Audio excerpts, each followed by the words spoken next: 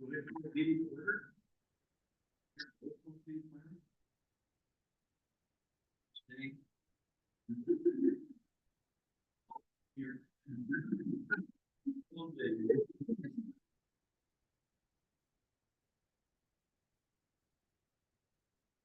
Here.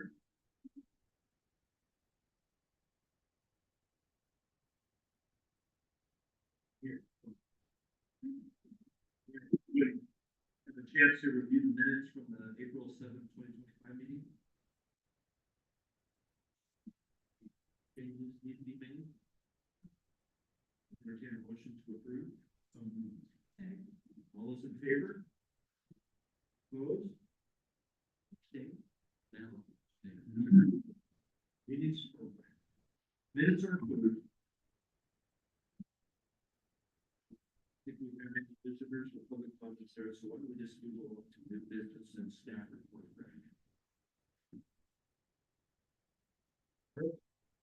So it feels like it feels very recently that you folks extended the approval for the Southwest Crossing subdivision. It seems like that was just yesterday, but it is coming up on a year again to extend that subdivision approval. This project has, in some ways, been a little snake bit. The originally approved development sold to another party. The approval of engineering plans took a little longer than expected. Polk County asked for additional information about the developments in Dallas to Stapleton Road. The lender for that project asked to receive, or for a receiver to assume control of the property. It's now in the hands of another party who has everything that is necessary to go with the project except for one permit. They are trying to get that permit. Based on all of that, this project is still an active project. It's still very close to getting started. And so they've asked to extend it one additional year. You folks will remember we established a process to extend subdivisions like this. The criteria for that are in this, the packet, page 8 of the packet. Basically, in short, that all of those conditions have been met. They're able to be here tonight for you to have this extended. Daryl Smith, who is with the applicant, is online if you have any questions of him. But basically, what my thought is this is appropriate to extend for one more year. Are there any questions that you have with me?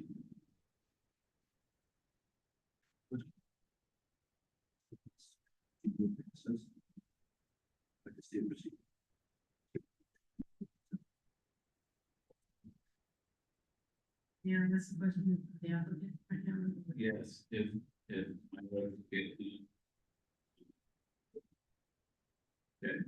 Mr. Smith, thanks for being here. I have a question in your application. You say due to ongoing annexation efforts. Can you speak a little bit more about what annexation efforts mean?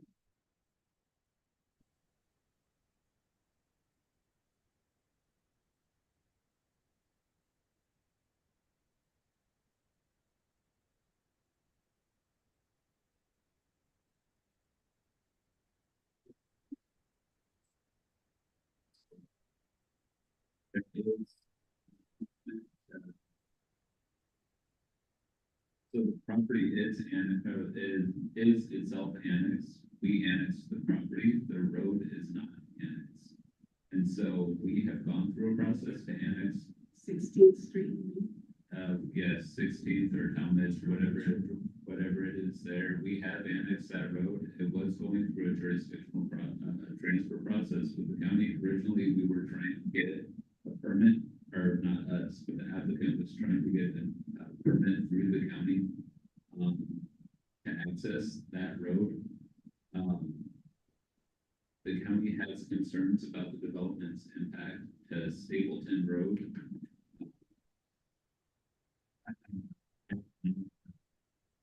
which is what is held this up, the previous, you'll remember this was an issue that we talked about as part of the original subdivision application. We looked at the geography of the split of the trips. And we saw that, you know, it was a very small number actually going west from the development. And so we said that if we assume all of those trips went to Stapleton Road instead of as they were shown to Madrona, it would still be a very small amount of trips. DKS went in and redid that analysis. They actually provided something to Polk County to show the amount of trips that would head south towards Stapleton Road. And it was something like 10 peak hour trips at an intersection that has something like 11,000 trips a day. DKS, based on that analysis, said we don't think that there's any, when you evaluate for improvements, you have to evaluate two things. Is there an essential nexus to the improvement that you're requesting? And is it roughly proportional to the impact of the development? What our original argument, what my original argument was, is any sort of improvement that you would have at that intersection could not be roughly proportional to the impact at that intersection, because we're talking 20 trips. There's 11,000 trips that go through the intersection today, right? 20 peak hour trips, or 10 peak hour trips, or whatever it was, 20 or something like that. What DKS found is, in fact, there's no essential nexus for the improvements to the intersection at all. And were ODOT to evaluate it, it wouldn't even meet ODOT's criteria to evaluate the intersection, which is 50 trips. I think during peak hours. I can't remember. It's in the analysis. In short, that's what's holding this up right now. We're applicants trying to figure out how to get an approval through the county. But, Does the county have marker DKS study? the DKS study was done, it was like 2 years ago. DKS sent it to the county.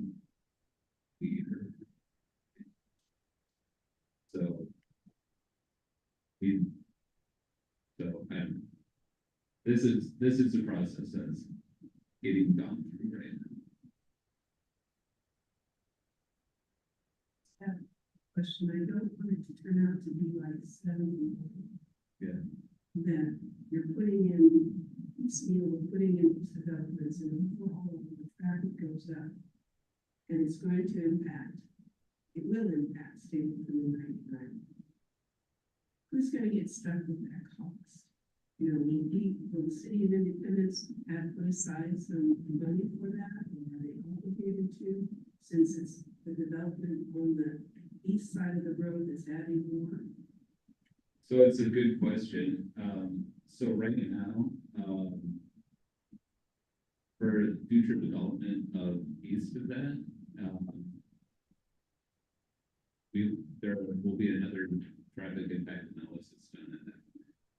As part of that, you better believe that we'll say, can you evaluate Stapleton 99 as well?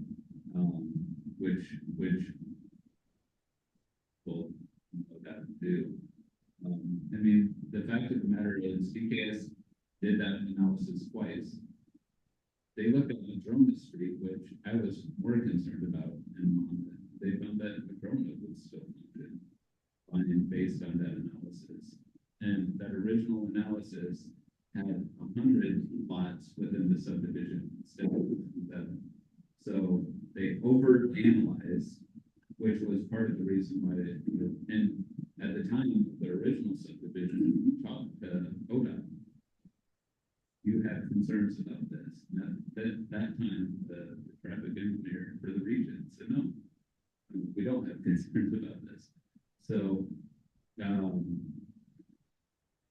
so basically, that's the process that's getting gone through.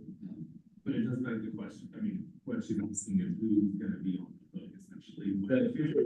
If there is a traffic impact at Stapleton,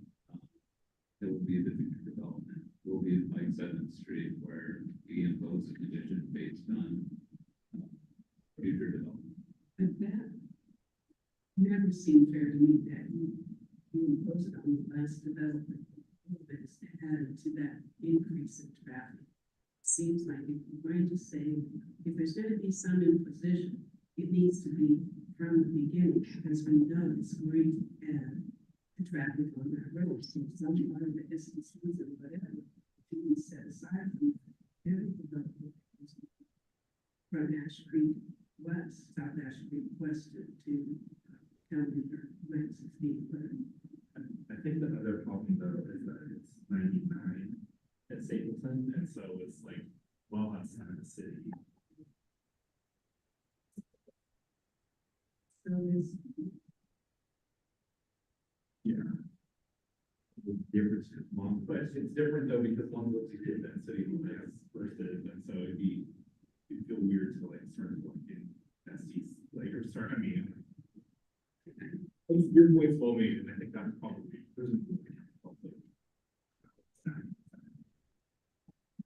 even right now, if you drive down 99 for balance, instead of 15, 730. It's we stay right. Leaving there, left-hand turn. But I guess if it were me, I would just go up the light from high school, pick up people there. Faster, probably. I don't think ODOT's gonna build another roundabout. It's stable to grow. Right.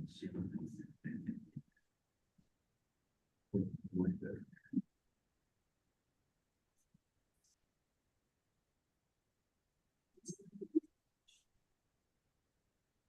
Right, and I mean, unfortunately, I mean, the fact of the matter is, it's going to become an issue with development itself, that also is a part of that, and the sound.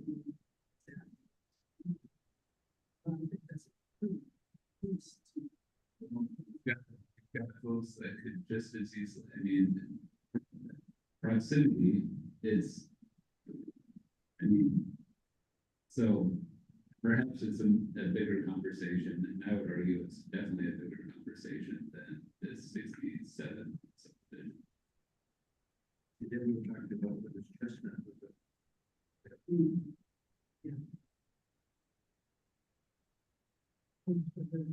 This is why we need transportation plans.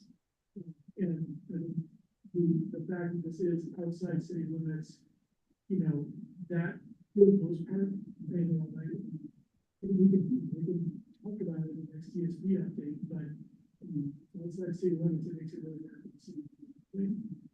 Particularly if it's on the state highway like that. So, because we're going to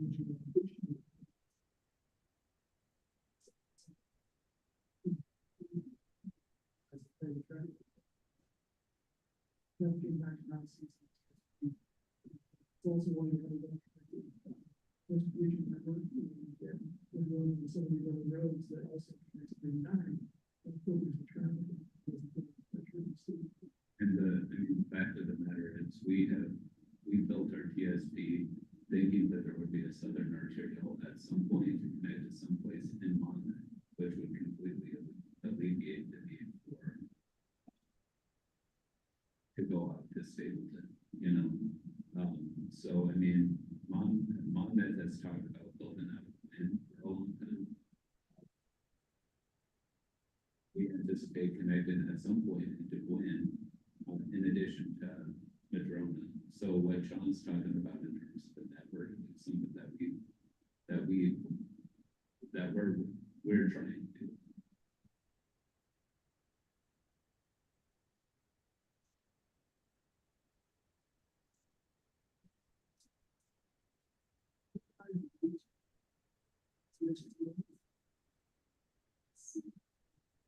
States saying they'll have to pitch into it. Right, I mean, fundamentally, I don't think that we want to be shunting all the traffic out to the Stapleton Road. I mean,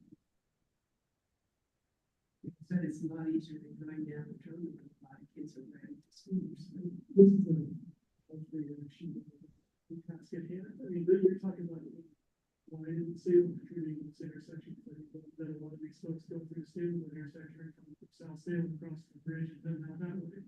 You know, so this is you say it's a regional thing, it's a regional thing. And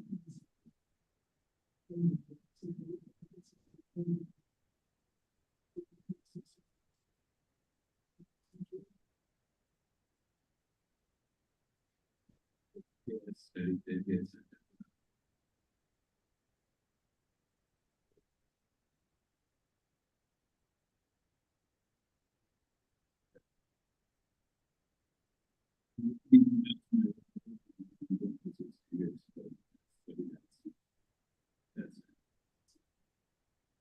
think maybe it got sent to them, and then there was a couple of comments, and then it got revised, and so based on the last one, there it is. Anytime we still need to make a motion to vote, extend.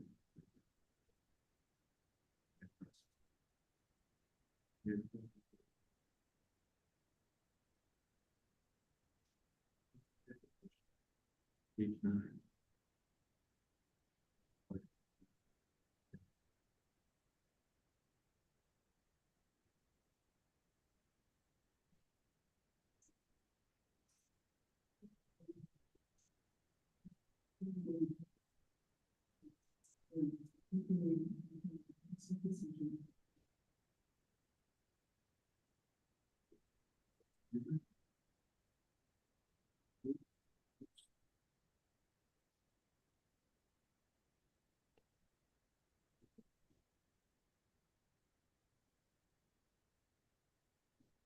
Consideration of revisions to the floodplain standards, and I think that's why.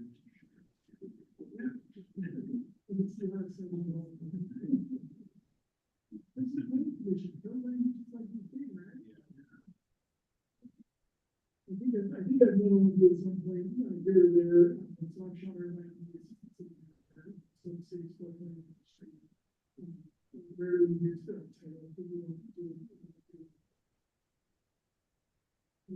Yeah, I think you'll, been part of a couple of joint, council sessions,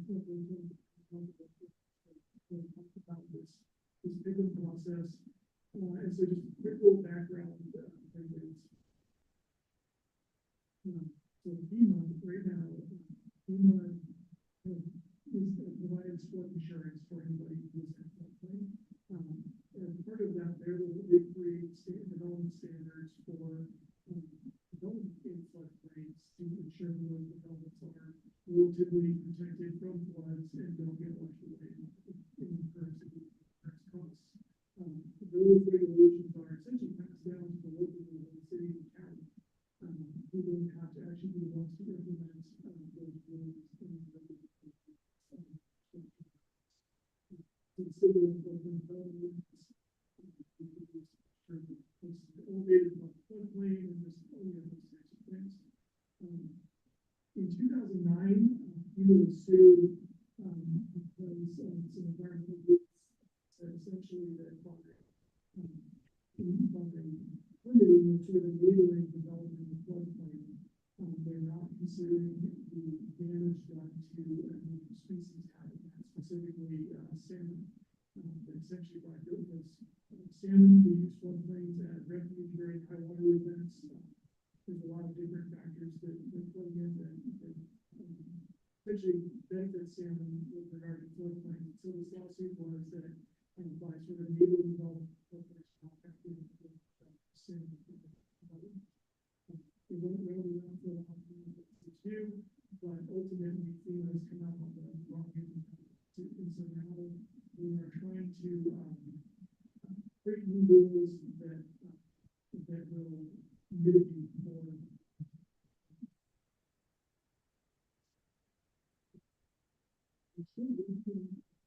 Solution from the rule. This lawsuit essentially they're taking so long that the courts came back and said taking too long to something sooner. And so they created this pickup process, which stands for. But it's essentially a short-term solution that cities have to implement while FEMA works towards this final solution. The pickup city essentially had to pick one of three options. Either completely prohibit development in the floodplain, they could do it, allow development on a permit basis, but the applicants would have to provide environmental assessments for the project, which is a pretty significant costly thing. Or the city could implement the model ordinance that FEMA has created to incorporate this species issues with development. We've kind of waited for a while, but they decided to proceed with and so that's what we're here for. I think Fred did a great job of kind of summarizing the key issues and the ordinance is trying to address in this report. Really, the fundamental thing that this ordinance is trying to do is ensure no net loss of habitat. So that is the standard that the courts have held to FEMA is you cannot in any way permit essentially the destruction of habitat. If habitat is damaged, it has to be mitigated so that there is no net loss of habitat for species. That's the fundamental criteria that this whole code is kind of revolving around. So to do that, there is three different aspects that they're trying to mitigate. That's the amount of developed space. So typically in floodplains, you would say in floodplain you need to elevate the structure so the bottom floor. Here in Oregon, it's 1 foot above the 30-year flood elevation. We need to do that by building a taller foundation with flood vents, which allows the water to flow through, or we do a drainage fill, essentially kind of like dirt, and then building on top of the dirt so the water flow elevation. And with that, from the endangered species perspective, is you're essentially removing space that the salmon can occupy in the floodplain. And that's what they mean by developed space. So you're removing, and it's a volumetric area, and you're sort of eliminating from their potential habitat. So that's what they're trying to mitigate there.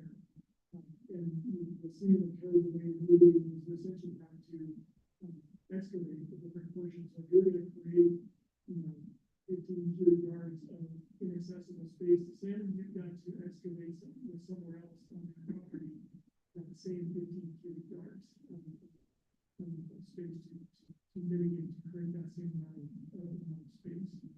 The next standard is tool impervious surfaces. This relates to what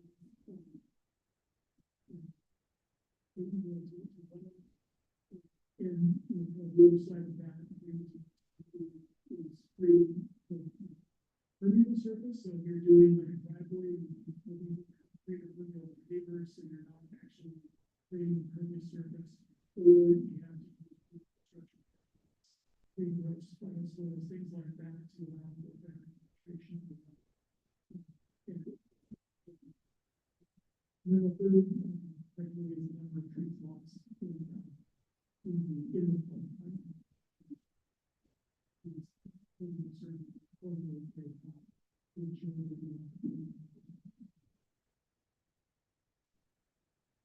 So essentially this model code, you'll see it takes the existing model ordinance, which has all the floodplain regulations already, and then you sort of mitigation measure response. And then Fred also identified that creates this new term, the pairing buffer zone, which is a little confusing, but it's essentially they're saying there's an area that is essentially close to the waterway, which is of even more importance than maybe the rest of the world. So they created this 170-foot buffer from the top of the thing, and they say they're calling that the pairing buffer zone, and that is kind of the most critical portion of the floodplain. In my cases, it doesn't actually extend 170 feet from top of bank, in which case the pairing buffer zone only goes as far as we're not creating a new so permanent buffer to limit the limits of the floodplain.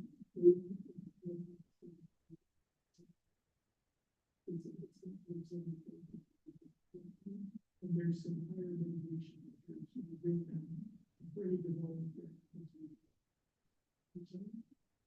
So you'll see that term in there, the pairing buffer zone, because they're pairing buffer fringe, is what they're calling the floodplain that is outside the pairing buffer zone. That's in my mind probably the most confusing part of this term.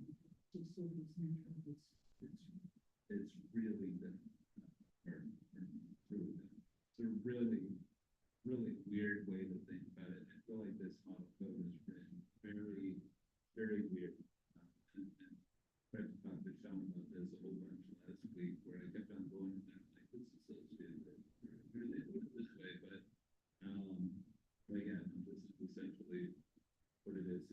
image of it, Myra, on page 16. And this is what I think the understanding of it is, and it's for the bottom.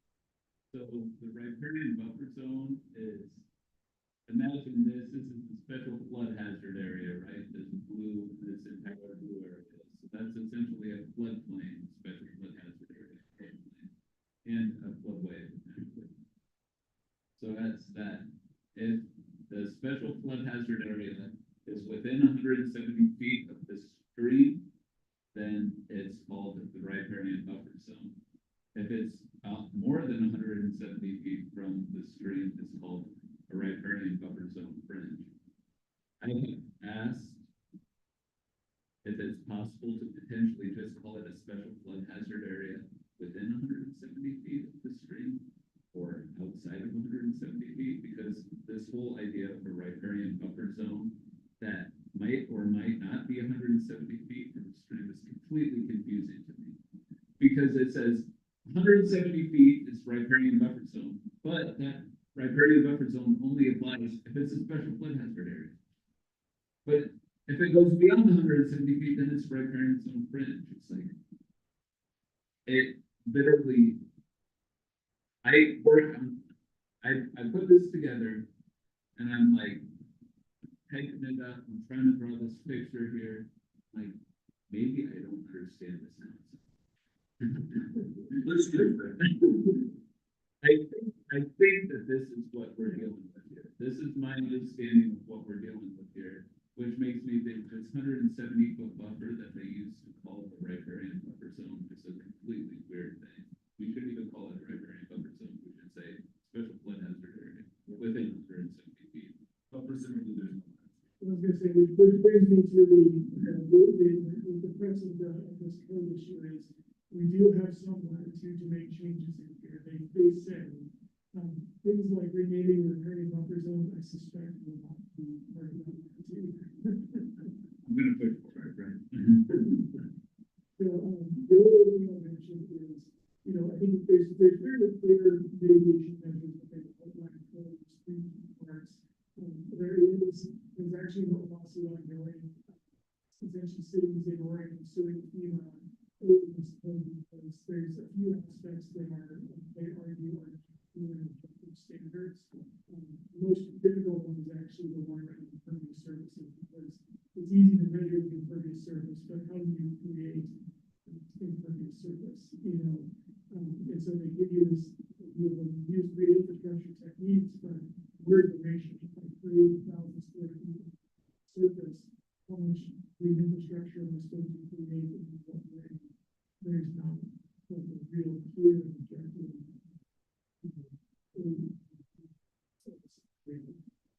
The other thing which is not very well is if there is development within that zone, we actually require, after you do all the mitigation measures,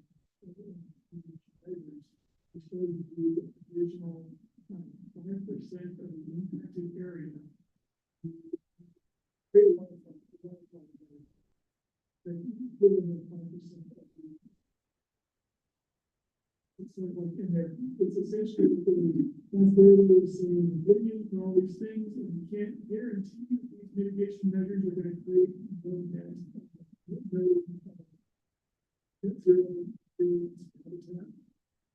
And so they're very much 5%. They're a big sure. Wow. Yeah, native plant species, that type of stuff. It is habitats. Note that on page 44 and 45, this is, I think this was about the point where where I short circuited last week is, G is the riparian buffer zone description right there, and I think 1, 2, 3, and 4 is a completely wrong way to describe, because this is where it's dealing with the wildflower 5%. What they call it is the beneficial gain standard, and you can see that 1 talks about how you measure it. 2 talks about functionally dependent uses, all this sort of stuff, but you get to the last one, and talks about the beneficial gain standard. And it's a weird way to present it, like, I just like could not quite understand what they were trying to get to. And so you can see on G instead, I'm proposing that we call it the beneficial gain standard.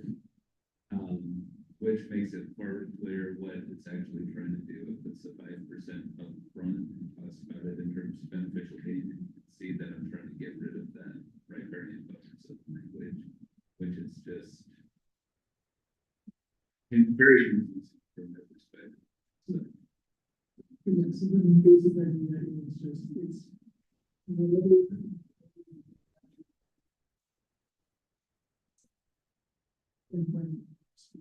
That's just sort of, it's like contingency, you know, like you put contingency in the budget, that's essentially what they're doing, is this is our way of just sort of making sure that we're getting that number.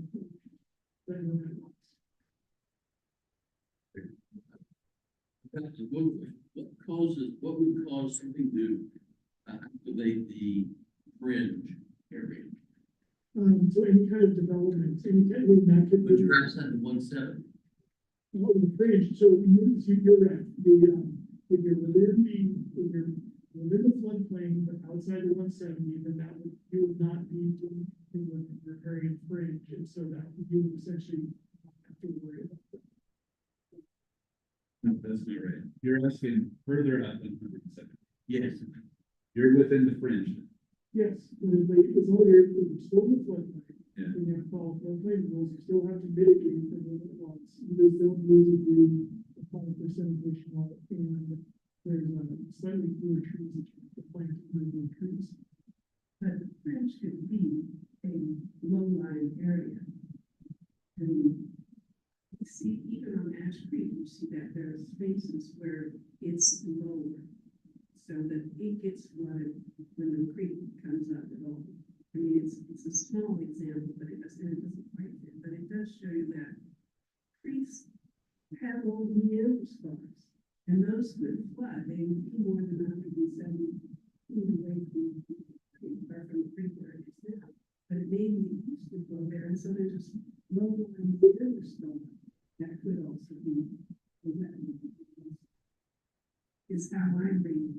That's true. Yeah, so certain floodplains can be hundreds of yards wide, and so FEMA is just, essentially saying, obviously they're taking all of the floodplains, from everywhere, and trying to create a single uniform standard.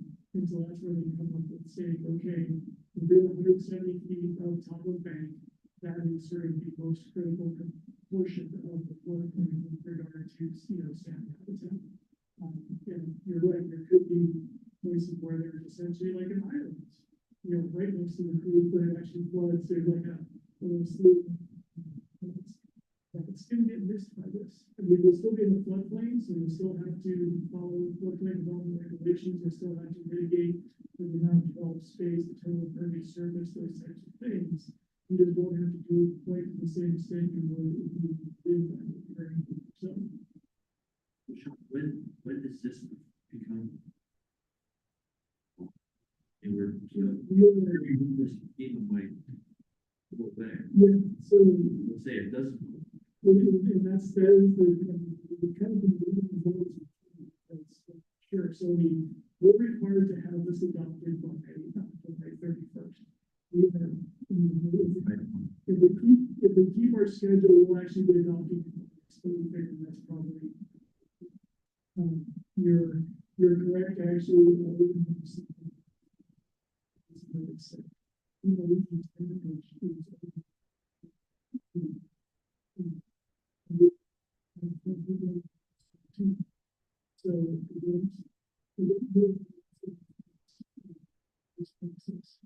Well, I guess, so let's say it gets adopted, it becomes.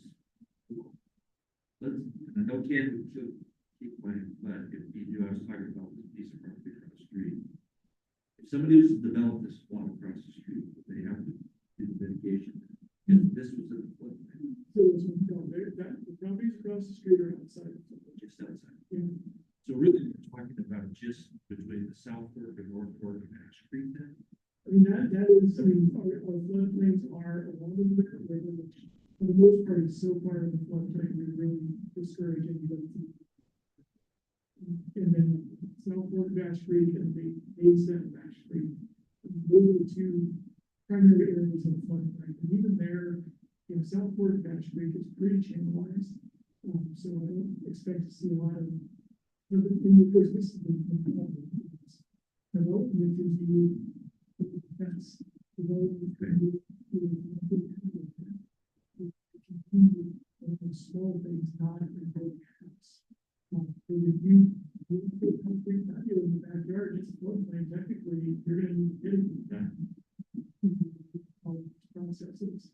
And that's where the code is, it can be a challenge because it's clearly built or designed for kind of a subdivision level development. And, you know, it was, so, Very good. Folks are aware of this, the city want to do the patio ordinance. They're told, oh, this is what you have to do. Yeah. They probably somewhat upset. I can't think that you would want to encourage new developments in floodplains. So it would seem that most of what we come before planning of the city, planning of the city, would be those kinds of things, additions or changes to what's there. Not a new house, not a new manufacturing. Yes, you're right. That's the most likely thing to come. That said, you know, we can discourage all we want, but the code says you can, therefore somebody can absolutely say no. So it doesn't mean it's not going to happen.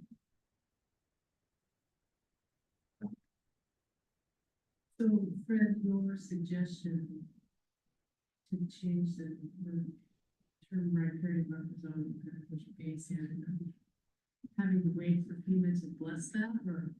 is I it- don't know, I'm sorry, our attorney would bless it first, so. Good start. So I also asked her another question about whether I could get rid of the concept of riparian buffer zone. See what she thinks about that, just because I think it's confusing, like, everybody knows what a floodplain is. So if we're talking about a floodplain, why are we talking about a riparian buffer zone? Like, so why don't we use the term that everybody's currently using? So that's what I asked for. Be logical, but it sounds like. That's what, like. I'll see what Carrie says and we'll bring you back a draft for a public hearing that has been blessed by our attorney. Yeah, I think it's reasonable to say, you know, this is the fundamentally the same code, it should have been clarity. You know, as long as we can say that, I think we've got something on the way to stand on, but. Either is notoriously not flexible, so changing their terms doesn't seem. Fundamentally, I had trouble like, I spent 8 hours. Right? If I have trouble understanding what it's actually regulating, that's a serious problem. And so that's, like, literally, I have gotten to the point where I was like this, and I'm like, maybe I don't understand. Just because it was especially the beneficial gain standard, where it's talking about the riparian buffer zone, and it says within, because earlier, I'm sorry, the definition of the riparian buffer zone says in the definition that it only applies to the special flood hazard area. But as it's talking about the beneficial gain standard later on, it doesn't mention the special flood hazard area at all. And so I was sitting there and I'm like, is this beneficial gain actually applied within the 170 feet? Is the riparian buffer zone the 170 feet, or is it the 170 feet limited to the special flood hazard area? Right? And I couldn't answer that question because it's poorly written. So I feel like it would just say, we're regulating the special flood. If you're within 170 feet of the stream, you gotta do these things. If you're outside of 170 feet, you gotta do those things, right? it's a way easier way than to add a new term that just confuse, it confused. So, Did it give you nightmares? no, I forget about work when I walk out that door. It seems we just need to create basically a cheat sheet. And then what this, the code has to be. We don't. We don't want to change the thing. We don't. Right, so it has to be added.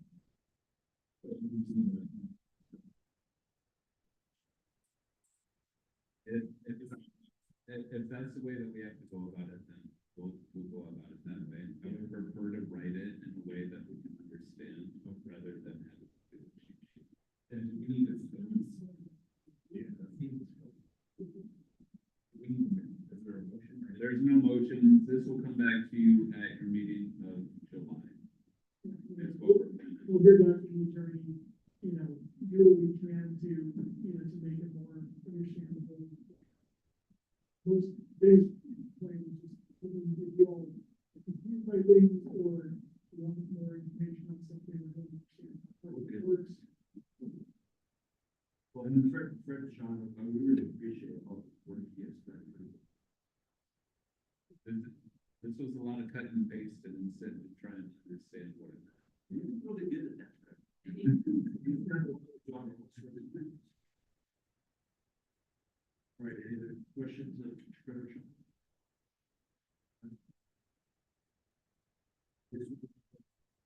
So brief, things flashing on my screen. Picture. It's for video. So again, I just want to say the city does not endorse any of these videos. Part of the reason that we should, the whole, you remember that I think the first one that I showed was the parking video. The parking video was good, but then the goal after that was to show you just people doing different stuff in different parts of the world. I came across this video. Like, I don't know anything about this guy, but some of the stuff that he shows is very interesting about China. And so I just want to show you some of this stuff. We can end it, I don't know, I'll say, end it there. And then we can have a discussion.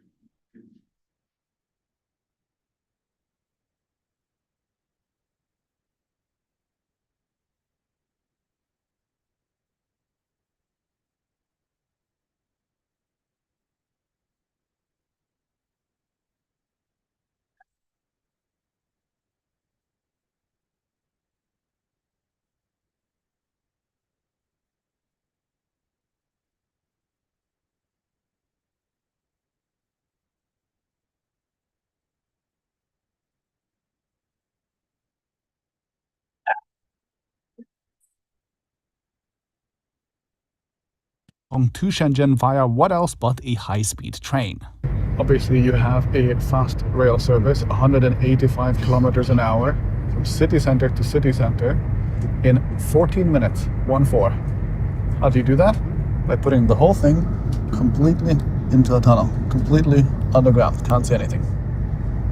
On the Shenzhen side, there are platform screen doors to keep the wind from sucking you in the tunnel as one of these speeds by, and I gotta say, an express train to the city center is the best way to arrive to a place in my opinion. Okay, after the train we went to our hotel, and of course we took a metro for that. This was Metro Line 1, which was the only line that was properly finished when I first lived here in 2007, but things have very much changed since. Now this is the metro network right now, if I'm counting this correctly. I think they have something like 16 proper lines right now.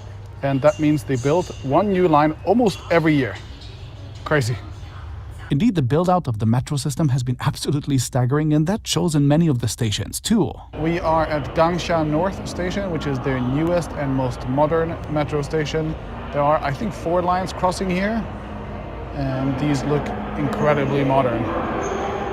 Most of the other stations look much more plain than this, but this one's really cool as you can see all the trains crisscrossing in their little transparent tubes. A couple more Metro fun facts is that you can now first of all choose if you want to have a car with a colder AC or one with more moderate temperatures, which is nice. Then I also realized that Baidu Maps will actually automatically recognize which station you're at, and it will update that on your phone as you've just seen. And finally, I also encountered this slightly bizarre thing at Gangsha. This is the next generation gate that you exit the subway from. You can either tap your card as normal or you can do face recognition.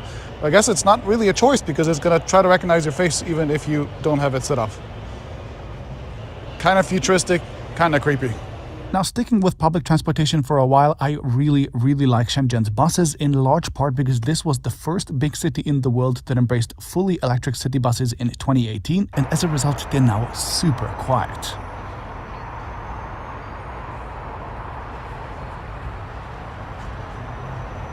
Oh man, that is so nice. These used to be so loud and smelly, and now they just aren't. And also completely electrified were all the official taxis by 2018 along with the buses. These BYDs aren't like super premium or anything, and private ride-hailing drivers can drive whatever they want, including gas cars, but none of the ride-hailing drivers that picked me up in the whole week drove anything other than electric. Given that EVs in China are already cheaper than their ICE counterparts and still falling in their prices, I think that makes a lot of sense. But even more futuristic is that Shenzhen actually also has robotaxis from 3 different local companies. I managed to try one from a company called Pony AI, and ours had a safety driver in it. He didn't actually control the car, but he was seemingly there to just intervene if something happened. This car was surprisingly a Lexus hybrid, so not a Chinese EV, which is what I would have expected, but yeah, the car itself drove pretty well. It's kind of weird how uneventful robotaxi rides feel when they actually happen. I'm guessing that these Chinese firms are a tiny bit behind what Waymo, for example, can do in the US, because you can actually only order them in a few small districts in the city, which are newly built and have particularly easy to navigate streets, plus from what I can tell, about half of them have safety drivers. Still, the Chinese firms are clearly developing the technology, and funnily enough, the Pony AI card that I tried was from a company called Tencent, which the US government has just designated as a Chinese military company, so technically I guess that means I've ridden a Chinese military vehicle now. Cool. Now, actually getting a robotaxi was rather frustrating. 4 times in a row we waited for about an hour or so just to have our order cancelled, and the locals said that that's apparently because the taxi drivers are angry and they're trying to sabotage the current network by placing many fake orders. Clearly not everyone is happy about losing their jobs to robots even in China, which is especially understandable because the country's economy right now is in a pretty terrible shape and unemployment is very high. And continuing with automation, we saw a surprising number of other robots too. There was this self-driving bus, which I didn't manage to get on sadly, but it also seems to be in early testing in about the same area as the robot taxis. And there's also, for example, this street cleaning bot. It was seemingly fully autonomous and it was just riding around doing robot stuff. But perhaps the most bizarre machines were these police robots, which we saw quite a few of in some of the pedestrianized areas. This one appeared to be fully autonomous and it was clearly observing stuff and reporting back to HQ. And meanwhile, this bigger one was, I think, still being tested because I saw a guy with a remote control actually directing it. This was broadcasting messages on its screen and was telling people to avoid scams and stuff, and overall, police robots in public spaces felt rather odd. And talking of unexpected things, this truck is something that I've never seen before either. Apparently its job is to spray water into the air to get the dust to settle and to improve air quality. Looks fun, and of course it had a green plate, so I guess it's also electric. But hey, Shenzhen is the city of drones, right? It's home to DJI, the largest drone company in the world by far, and also many others. And so maybe it's not surprising that Shenzhen also now does food delivery via drones. And of course I had to try that too. Specifically, there are a few of these giant vending machine looking things in some parts of the city, like in this park at the seaside. There you can get on the Meituan app where you can choose from a list of restaurants and cafes that deliver to there specifically. You wait after placing your order and then eventually a drone shows up with a box, it lands on top of the building, the box detaches and the drone flies away. And then your delivery comes down in a little escalator and is available in this box. Ta-da!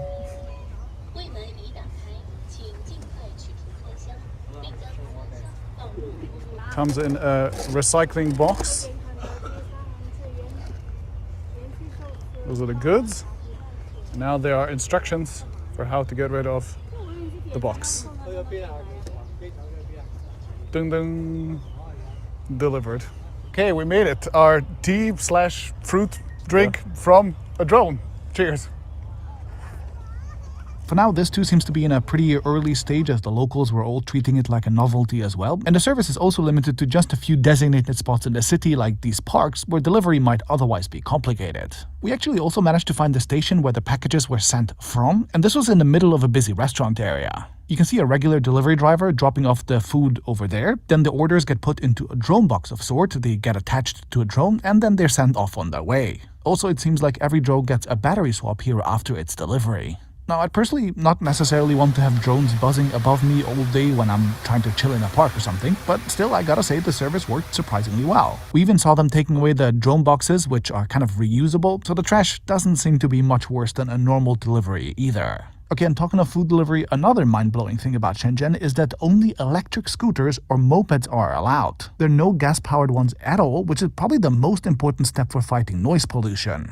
All of these scooters are dead silent, apart from their honking, that is. And on the one hand, that is amazing, but on the other, the drivers are also tolerated on the sidewalks, which means you get tons of silent delivery driver e-scooters going full speed in places that people walk, which is also really quite annoying at times. Anyway, these e-scooters are also super popular among normal people, and I met a friend of mine who not only demonstrated hers to me, including its ability to carry her amazingly cute dog, but then she even let me try her scooter as well. First I was just riding around, and then at some point the doggo randomly decided to join me, which really made my day. Oh my god! Hello! Anyway, in many streets there are dedicated scooter lanes like the one that I'm on, which are amazing, but as I said, people ride basically anywhere and it's all chaos. My friend also said that her scooter only cost about $500, which is insane, and this is clearly a super convenient way to get around town for short to medium distances. Interestingly, she said that people were not allowed to charge their scooter batteries at home due to apartment fires in the past, so she also sent me this video. This is how we charge the bike here. Plug in your charger. You see those stand on the streets everywhere by the neighborhood. Just plug it in and then scan this code. Now, talking of things in public, I've also seen a ton of people leaving their scooters and e-bikes often completely unlocked in public and often even with the key in the ignition at times. Can you guess how that is possible? That's right, Shenzhen has CCTV cameras literally everywhere. That is not an exaggeration. I think there's basically no space outside of private homes and maybe toilets that don't have at least one CCTV camera pointed at it at all times. Like in this clip, you can see what an average metro station looks like, for example. And of course, every part of a public road is full of cameras too, both from overpasses like this one here or cameras on the side. And then there's also this. We are at a very nice little park here in Shenzhen Bay, and everything is nice until you realize there are security cameras everywhere. There, everything has cameras. Surprisingly, public parks actually seem particularly full of cameras to the point where I'm sure there's. I've been to Shenzhen, and 35 or 40 years ago, it was a fishing community of about 10,000 people. Now it's, I believe, close to 30 million. Wow.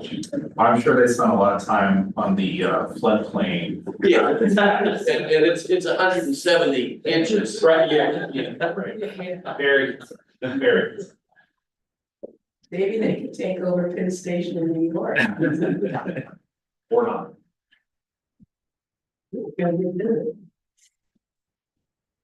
So, I mean, do you have any other thoughts about that? I mean, I think, I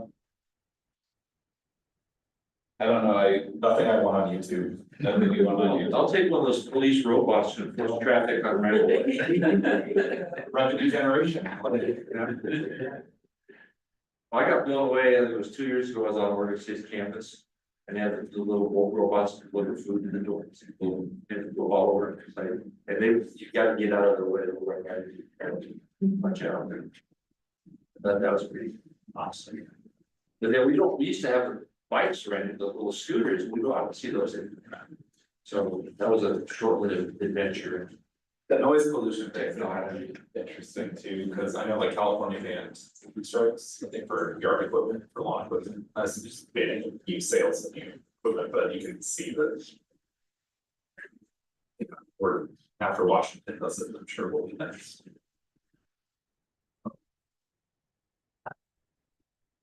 Yeah, I'm always struck by how.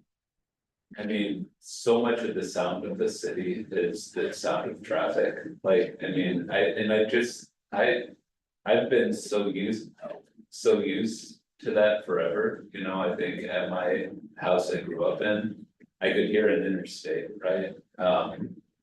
And I mean, even where I live now, it's like I could hear an Ellendale in Dallas, even though it's not anywhere closer. And I just think the sound of traffic is something that we're so attuned to, and I went to Helsinki this last year. Helsinki, there's no freeways, you know, especially in like the main portion of town. So like, and there wasn't a whole lot of traffic either, a lot of people were trams and whatnot, and it was so quiet. You're in a big city, and it was a quiet city, you just think. It is such an interesting thing, and so to hear from this guy, like, hey, they went to electric buses, and boy, listen to the sound difference, or, you know, electric scooters. Game changer. Yeah, both of them, but I mean, a bus is loud. So, it's an interesting thing.